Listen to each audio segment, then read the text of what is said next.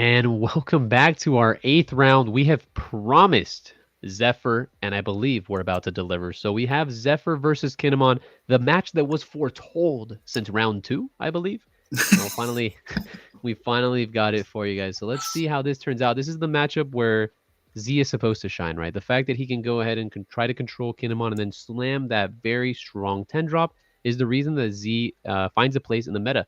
So we have one more round after this. Both these players, I believe, are X1. So let's just get right into this game. And definitely, as a Z enjoyer myself, I want to see him succeed. So I want to Z him succeed. I like it. I like it. and All right, it so seems that he went first. So only on odd dawn. So he's gonna have to find a way to ramp. ramp up one if he wants to be on evens. Completely agreed with you. Starting on odds is not ideal for Zephyr, right? Again, the black cards are just better on the even numbers. But the fact that you play cards, or I'm not sure what his list looks like, but you can play cards like Jack or Ulti that let you ramp a card, allows you to get to the evens without necessarily starting there, which is kind of nice.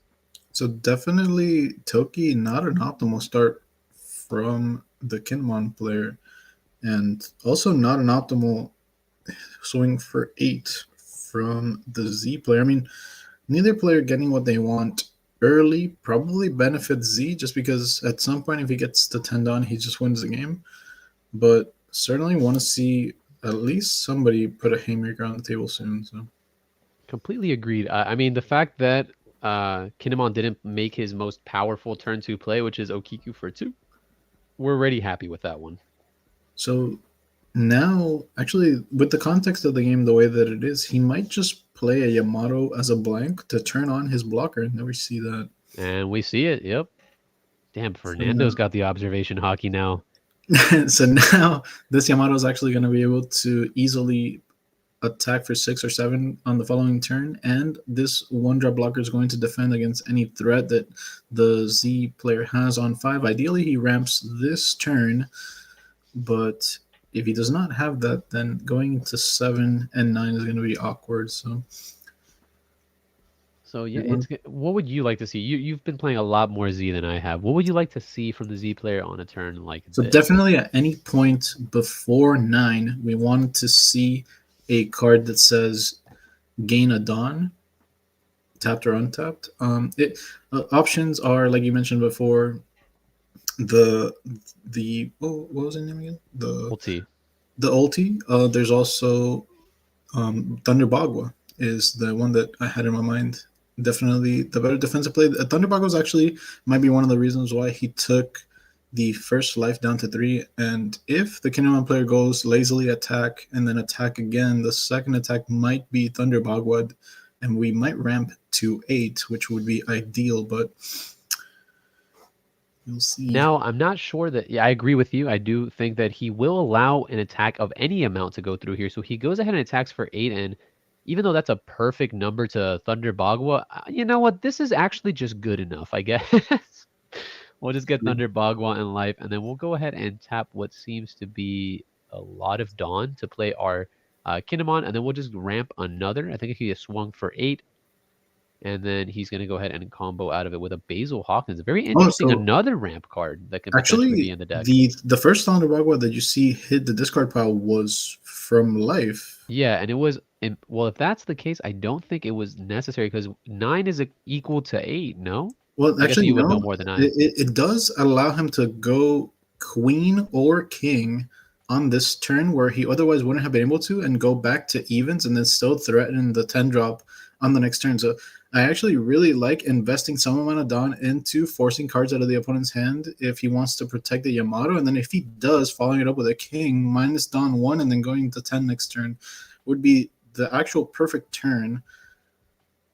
And then if he doesn't need to king, if the Yamato gets discarded by the Kinemon player with this attack, he can actually go queen and still effectively develop his board while also using all his Dawn. So very much. Oh, he actually won life here. Whoa. I think he's Just just going goes. to king it. He's just Oh, going to king so it. this Oh, signifies. Sakazuki. Okay. Okay.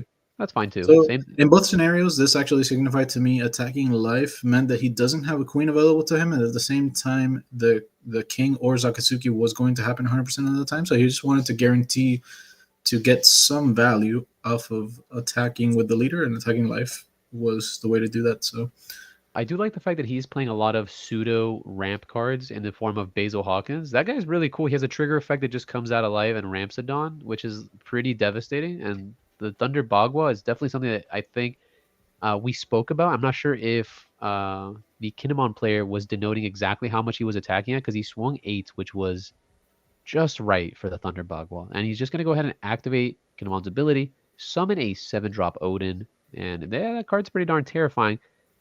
here, if we have a Toki, it's actually quite good on curve because it insulates us against the Sasaki.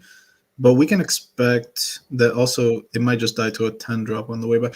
I, I do don't expect it think to die to a 10 drop. I don't think the Kinemon player was actually thinking that he was going to hit the Thunder Bagua in the life. I think he could have very much played around the Thunder Bagua ramping on that turn if he just only attacked with one character. But the fact that he hit Thunder Bagua off of life made it so that the second attack He was was essentially forced to free. go in. Okay, that So, makes sense. That's a good thought process. So it goes now to Z's turn. Going to Z with 10 Dawn is the classic. I see him picking it up and trying to really think about how he's going to do it. And that's what's just so good about Odin because even if he does remove this Odin here, Odin has a little buddy that he can summon. That's nothing to scoff at. And and that The Kinemon player has a ton of cards in hand. so that little buddy is probably going to be Raizo because Okiku in the context of his hand doesn't really do anything other than attack for 1k more than the Raizo, but the Raizo draws you a defensive card, which is probably just better. So And speak of him, and the Kuzan comes down. So we've got the initial game plan for our deck firing on all cylinders. As we summon the 10 drop, we'll swing Z6 at life, triggering the effect of Z to Dawn -4 and KO the Odin. Now, Odin's on KO effect, I guess, will resolve. And then we'll finish off the attack. and I'm expecting a 2k to come down, block this attack, and then take the Zakazuki down to 2, and that should be good enough of a turn.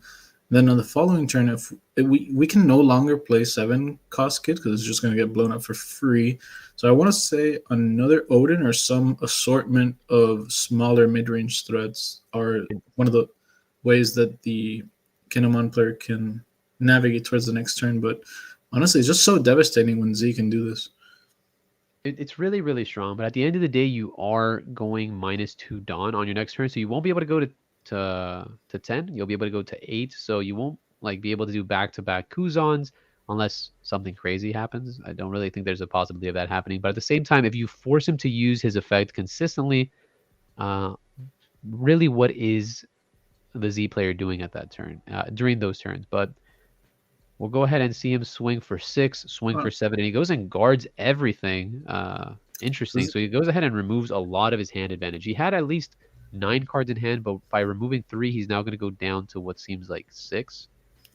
So the reason why that's interesting is because I do believe that this leads to dealing with the Zakazuki somehow, but I don't know if he has an effective way of doing that. Because you protect yourself from the Zakazuki this turn, go to 3 life, then you KO the Zakazuki somehow, and now the 10k has 3 attacks to go through before he can actually end the game. So it makes sense if he can somehow deal with the Zakazuki, but I don't know if Green can do that. Other than obviously attacking it a couple of times for 9, but Yeah, let's see how the Kinemon player responds to this board state. It's gonna be a little interesting here. He gets to untap with 10 Dawn. He does have 2 5k bases. What if you just go 10-10? Is there a way that 10-10 just gets there? yeah, so definitely 10-10 can get there in a lot of scenarios. Even if it doesn't get there, it drags out 3 to 4 cards out of the Z player's hand. So there should be nothing done on this turn other than to leverage the fact that you're super ahead in tempo and just go 10-10, force, I want to say 4 cards based on how the game has gone. And how much Dawn investment was that just to take it? I think it was just 2 Dawn. I think he's going 7s. There's something to be said about also going 9s. Just 9-9, maybe not 10-10. 10's excessive. So you go 10, you go 9-9, and then you still have 2 Dawn to work with something. You can use Kinemon ability and summon another Okiku. Well, And then here you see how he certainly just responds. all in, right? Because there's no way that he took a 7 in that scenario. Yeah, so you just put 8 onto the Okiku, you 13 of 5? Yeah, that's It has to yikes. be almost close to game, if not game outright. And at the same time, I think the reason why he did two on the first swing, just if it gets comboed out of, he could have Odin'd as a follow up. Yeah, he's gonna go, sorry, 7-12, and Oh, it's just all bricks, baby. that's a yikes. That's a Jaegers. That's a Jaegers. Well, so yeah, that is going to be the end of it. Unfortunately, we see that Kinemon's start was just too fast, and that just shows the power of Odin. Even though Odin was finally removed, for the first time in the tournament, Yeah, right. it still provided lethal by summoning the Okiku. So I it is what it is. honestly did believe that.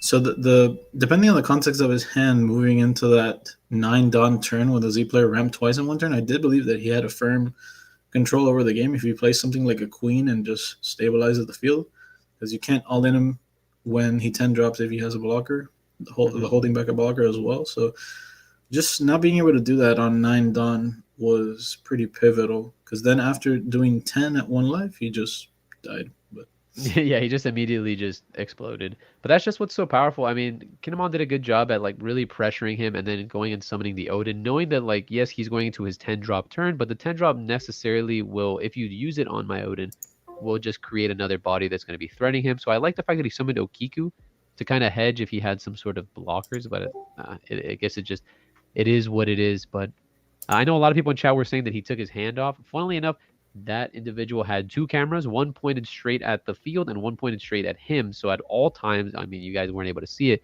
but there was at no point in time anything sus happening. So good on him and just good gameplay in general.